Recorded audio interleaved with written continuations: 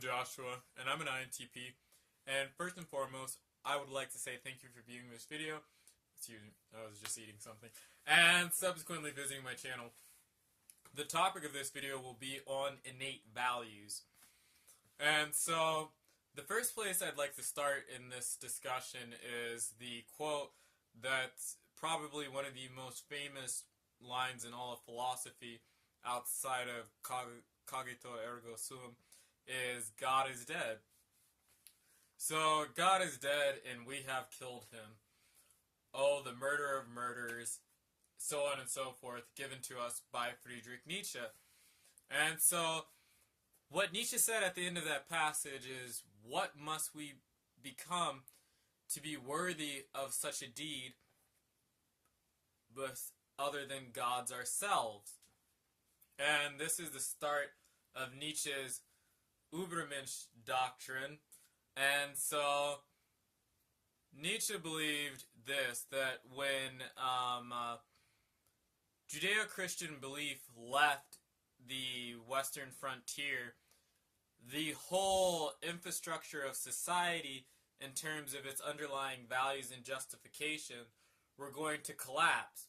And when they collapsed, everything was going to fall into nihilism. Nietzsche was not a nihilist, and Nietzsche did not like nihilism, contrary to most people's beliefs. But he saw that this would be the thing that basically sunk Europe into a great deal of struggle and war for many years, and he predicted World War I.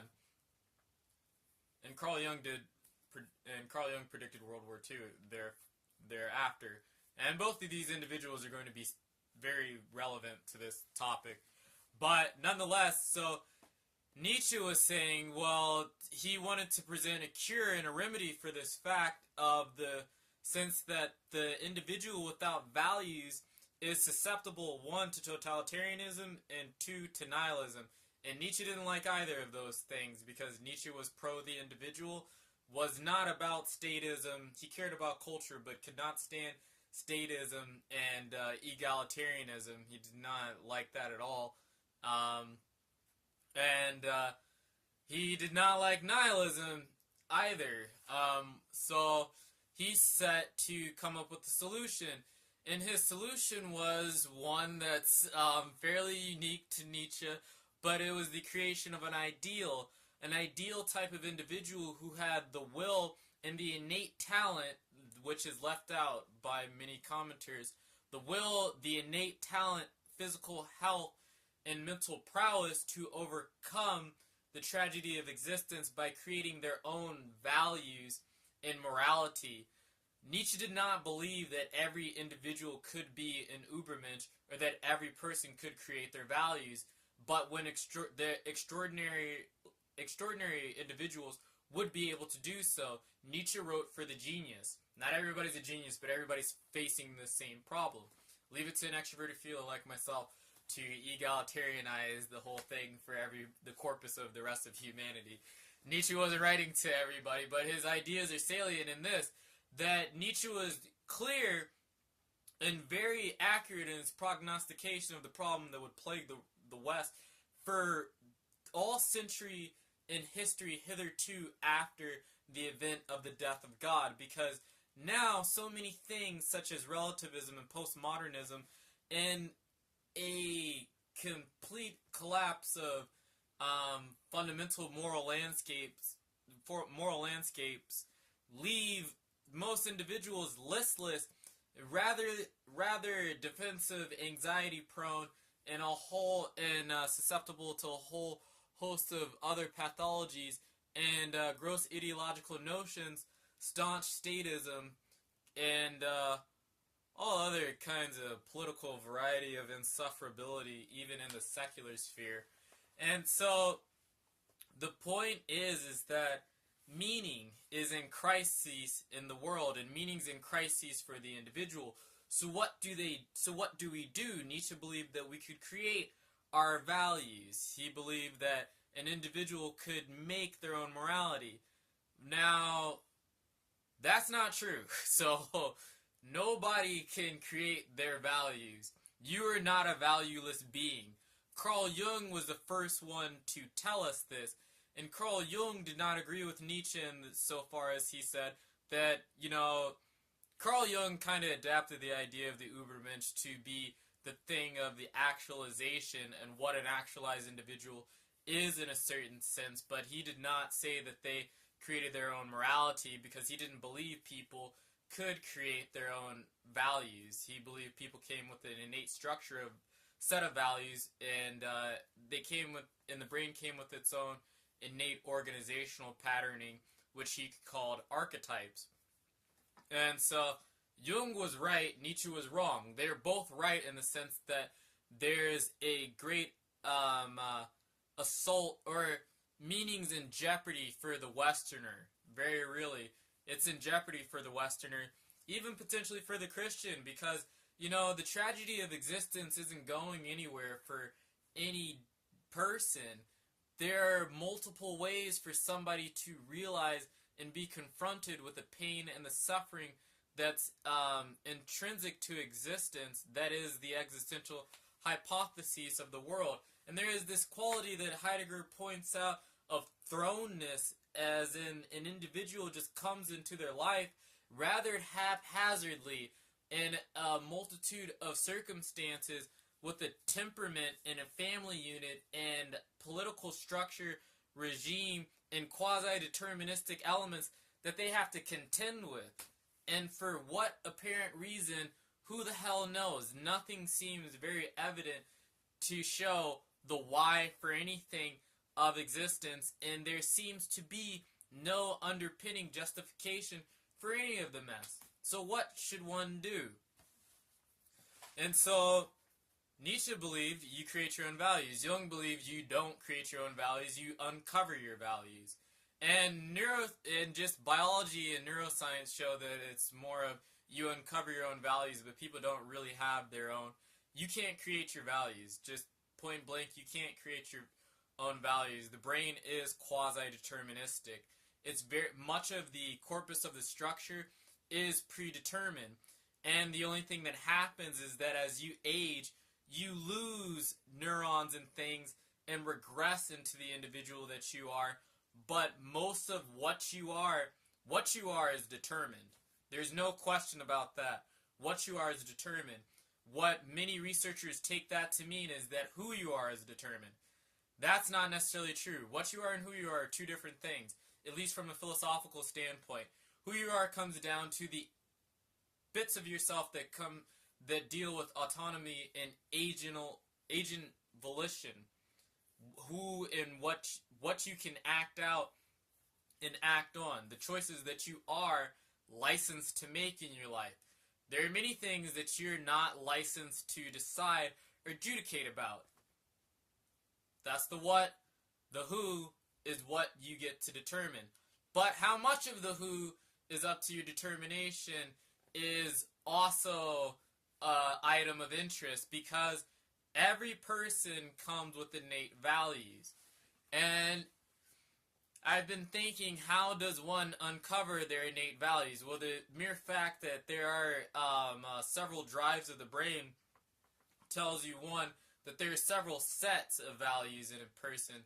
There's the biological anthropomorphic values, there are the cultural values, and there are the individual temperamental values. At least that's the way I've organized this. And it's that, I've thrown this thing up against the wall several times. It seems to be the most coherent rendering of this, and it agrees with Freud's hypotheses and Jung's hypotheses, and Jordan B. Peterson's certain hypotheses of Jordan B. Peterson,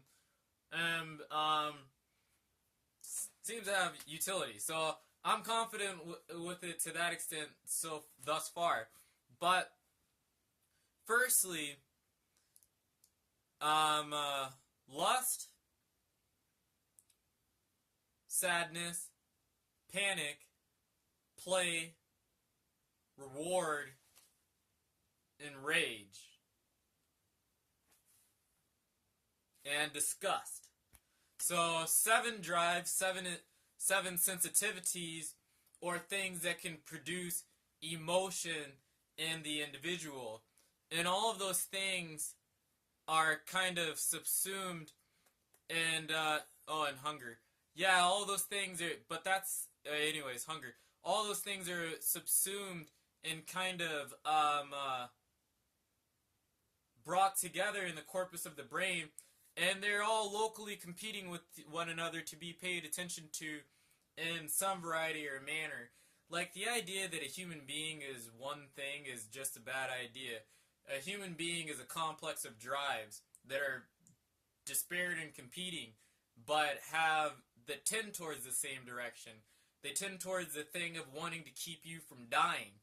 Or, basically, they tend you into this pole of trying to pull yourself towards the reward-seeking network, or pull yourself towards the panic network, and you're toggling between the two is like the pain-pleasure principle, or the difference between heaven and hell, roughly.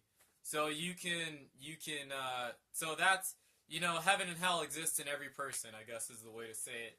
And that's what the things are up to for the mere purpose of gaining you status, for you have a status counter in your brain, for helping you find a mate, and for helping you reproduce, or at the very least, enjoy sex. If you don't want to have kids or whatever. But you're inclined to do all these things. You're inclined to grow. You're inclined to mate. You're inclined to climb dominance hierarchies. And those are your biological or anthropomorphically instantiated drives. Like, you will do nothing about them. They're not going anywhere. And then of that item is sociality. One thing, too, about... Okay, anyways. Sociality. A human being is just a giant, sophisticated social ape. That's all that they are. We're just one big social animal. We're the most social thing on this planet. And no matter if a person is an extrovert or an introvert, they are social. Like, to the core of anything. We are so interested in what one another does, how we relate to one another, whether or not we're fair, how empathic and competitive in things we ought to be in the landscape. We're social. We're social. We're just a big pack animal, really. It's not even funny. See, and that's an innate value. So you have to do something with that in regards to how do you want to appear to the world, and what are you going to do about the problem of friends? You have to make decisions about these things at some point in time in your life. And then there's the cultural ones, which change from culture to culture. I mean, in America, success, that's the thing. It's one of the things, but it's the thing that's like most talked about. It's like success is an asexual desire in the sense that, or it's non,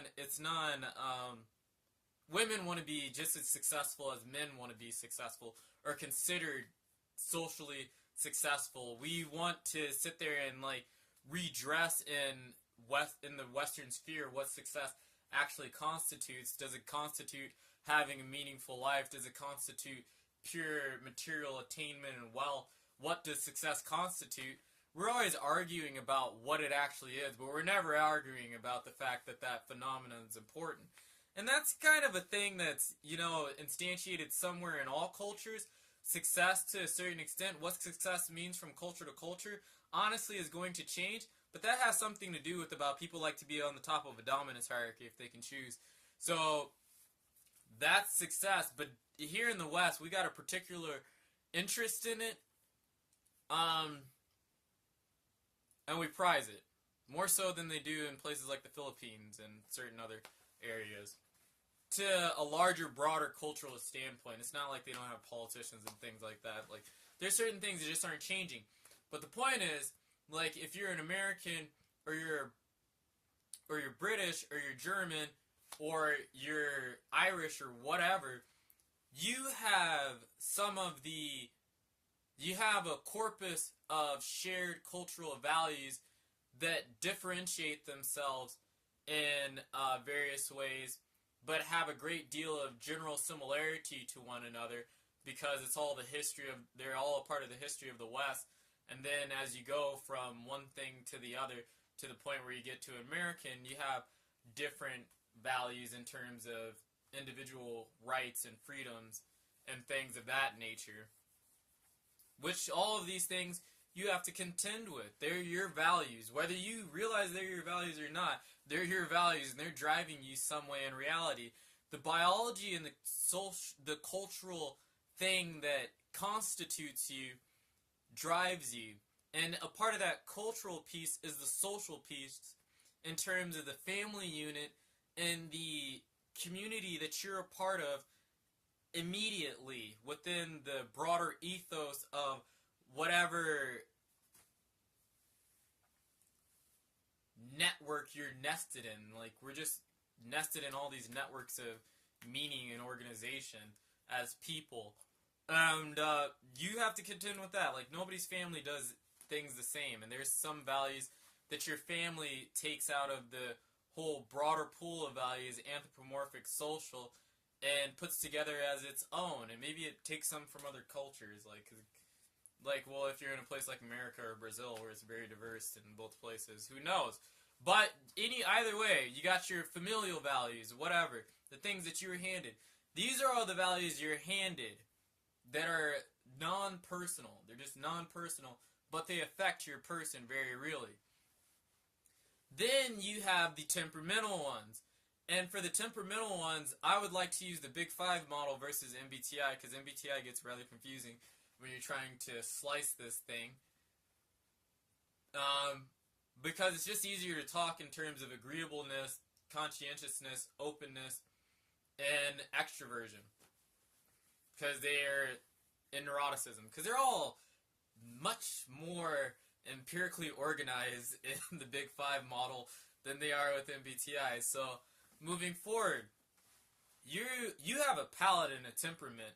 You have a palette of and a constellation of traits that have their various magnitudes in their ordering, and it makes your temperament. And you had better pay attention to it, because so for each trait, agreeableness can be bifurcated into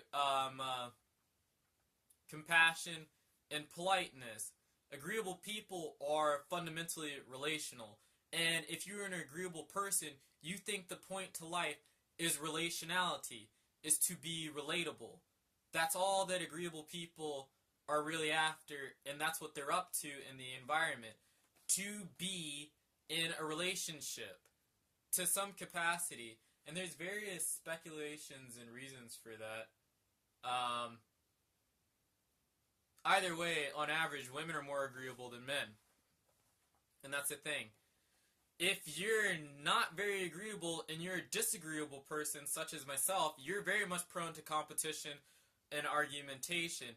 And disagreeable people want to win. They're litigators, and they rather be on top. They do not care to take and uphold the social cohesion of things and be so relational if it compromises their aims, motives, and goals to be on top. And in terms of how I split in agreeableness according to the understandmyself.com questionnaire, is that I'm in the 46th percentile, which makes me average, but for compassion, I'm in the 78th percentile, so I'm a highly compassionate person, which is where my kindness comes from. But with politeness, I'm in the 5th. I'm not polite at all. I don't mind arguing with somebody. I don't mind competing with somebody. I have no deference to authority whatsoever, which is probably not surprising of me being an INTP. And the only thing that wins the day with me is reason. That's it. But yeah, so agreeable people in general, though, have some constellation of this network of being pro-people and in the world for people. they exist for relationships. And relationships, or relationality, is an innate quality that's in them. They're fundamentally pro-social and mostly identify with the aspects of reciprocity and empathy. And that's how they roll. Next would be conscientiousness, which breaks down into organization and industriousness. People who are highly conscientious are very sensitive to disgust. And they're far more politically conservative. They value duty, and they value socializing, but in the sense of social maneuvering and maintaining collective status. They also value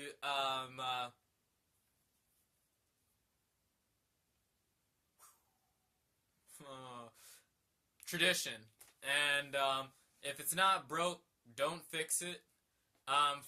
They like to keep things in boxes, and they don't like change. They like order, especially the ones higher in orderliness. Highly industrious people hate not working, and they hate sitting still.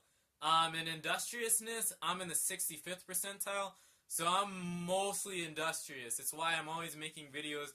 I'm always doing something. I don't like not doing anything. I can't stand. I'm not lazy. I'm not very organized for anything. I'm in the 0th percentile for organization. And that's like not, like I don't schedule, I don't plan anything. The only thing I do is grab something and work. Like I don't even pick when I'm going to work. I don't even my organization for my day is find a task and work on it relentlessly and get really deep into studying something, and I'll spend my entire time doing that. But that's because I load that way in industriousness, but I'm not organized at all, and I'll forget any kind of administrative thing in a heartbeat. But if you load a certain way in conscientiousness, that these are the things, you innately value your own security. You value security, and they need to have a job. Like, if I don't have a job, if I don't have something to do, I don't necessarily need to have a job. I need to have work. If I don't have work, I will fall into complete self-loathing and depression. Like, I need to stay busy. And some people need to be that way. They don't like leisure, and they judge the world harshly in terms of what have you done lately. If you're not a productive individual, they won't respect you. So they're not liberal, they're politically conservative, and they constitute most of the right wing. And the right wing consists of people high in conscientiousness and high in the trait of politeness in terms of agreeableness. And these things predict voting patterns with greater regularity than people would like to believe. Jordan B. Peterson says, as it's been statistically shown, that people vote their temperament. And it's very true. And now moving on to neuroticism.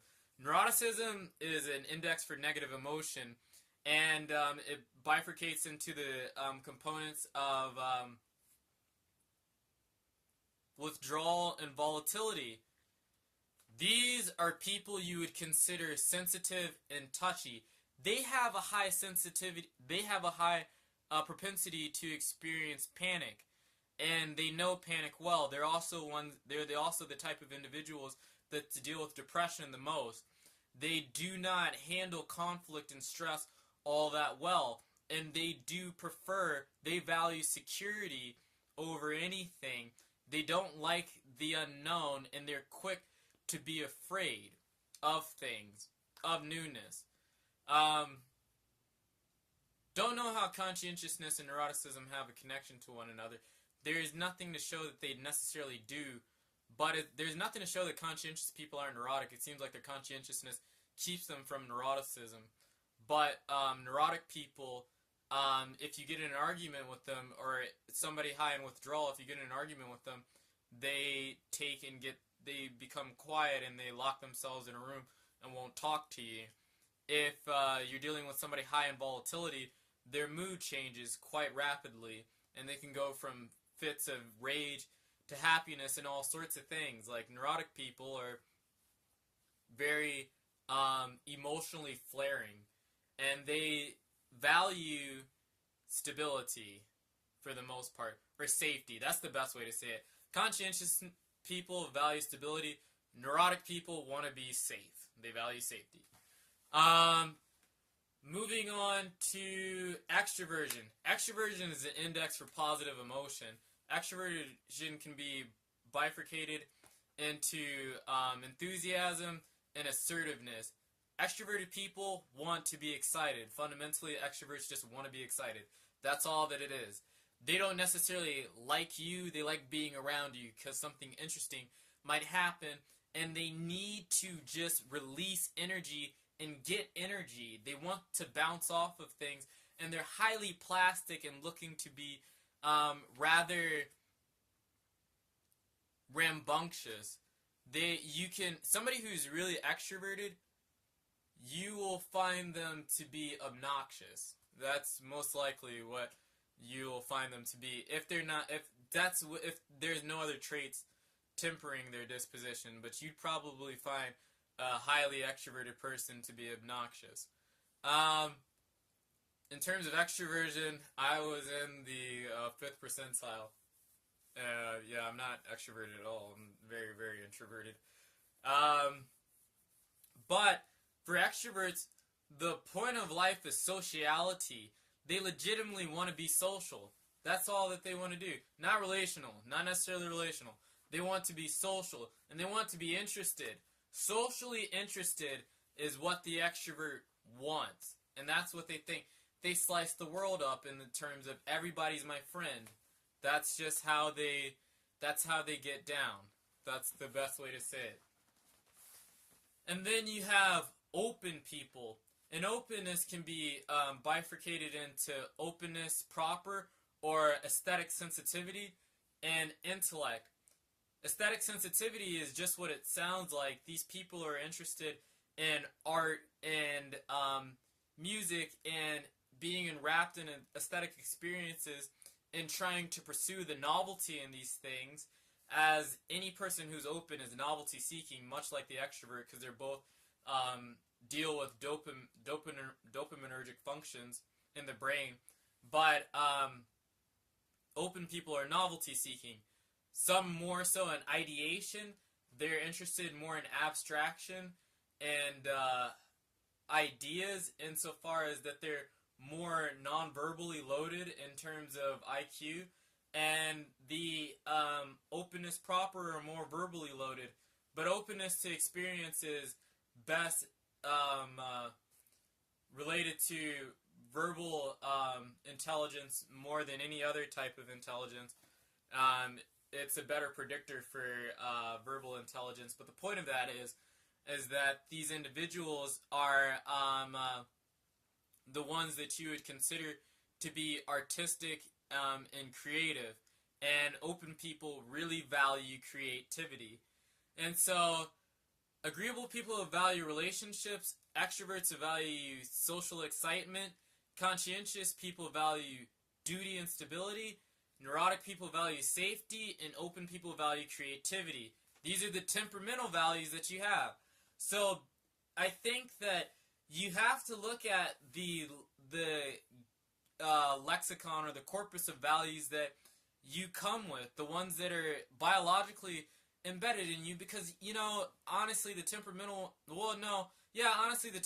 ones influence the biological ones, because the Big Five is instantiated in what can be determined from biological factors and genetic ones to the strongest extent at which it can be done currently with the technology that we have and statistical methods and means. And so open people have different ideas about sex than conscientious people, very really. And if somebody's open and low in politeness, they're an atheist. That would be me. And open people who are high in the trait of compassion and agreeableness tend to be liberal, which most people are going to describe me as liberal, but I'm not really liberal. I'm not conservative either. I'm neither liberal nor conservative. At least I wouldn't consider myself either of the two. But most people are going to consider me liberal in terms of my ideas. I'm progressive. That's the best way you could say, but I'm rationally progressive. I'm not like, I don't like egalitarianism necessarily, but, or neoliberalism. Either way, the point is that your values are the things that you need to reference about what to seek out in the world. They're a reference and a shorthand for what may be a worthy goal for you. So, what's a worthy goal for you versus what a worthy goal is for another person? Like, for me, the trait that defines me probably the most is my lowness of extraversion. I'm in the 98th percentile for openness, so I'm highly open. And I'm in the 5th percentile for extraversion, I'm in the 98th percentile for openness, and I'm in the 65th percentile just for industriousness, 15th overall for conscientiousness, 65th for industriousness. I like to work a lot, I'm highly creative, and I'm better working by myself. And I want to be kind. It's like, MIQ says something as I'm influenced to go towards ideas and ideation and working things out. Just understanding the world and reality. There is almost nothing that I'm not interested in. And it's annoying. But I can take in, focus my attention towards just a specific field of study. Unlike many people who are highly open. But I do look at everything. There's nothing, it's like I read every damn thing. Because I'm a math and I'm a physics major, but anytime I have a conversation with somebody, it's almost never about math and physics, because almost nobody talks about math and physics. Either way, I've never been in a conversation with somebody that I've not had something to discuss with them. In terms of an intellectual conversation and some philosophical one, and be fairly adept in having the conversation at any level of any level of education for the person, and that's because I read like a hell of a lot. But that's because I'm highly open. But anyways, the point I was getting to was a worthy goal. So a worthy goal for me is to be highly creative. That's about the overarching maximum goal and thing that makes the saliva run on my tongue, essentially. It's the thing that tastes the best to me, and the fact that I'm a fanatic for mathematics and physics tells me that, hell, I want to be highly creative in those fields. Seminality, I don't know, like, I'm not a genius, like, but creativity, possible, very possible. But either way, worthy goals, and it is to say this, we'll all get into other arguments about various things either. But, so what would a worthy goal be for, like, a worthy goal for highly agreeable people are very meaningful relationships. They always want those. If you're an agreeable person, do not sacrifice meaningful relationships for your career. You're going to hate yourself. Like, you really are. Like, or you're going to hate life. If you're conscientious, do not. Well, conscientious people they're really good about just staying above water and not getting themselves into a whole heck of a lot of trouble in the first place. But making partner at their firm or something like that, that's definitely going to be a goal of a highly conscientious person. It's worthwhile to them.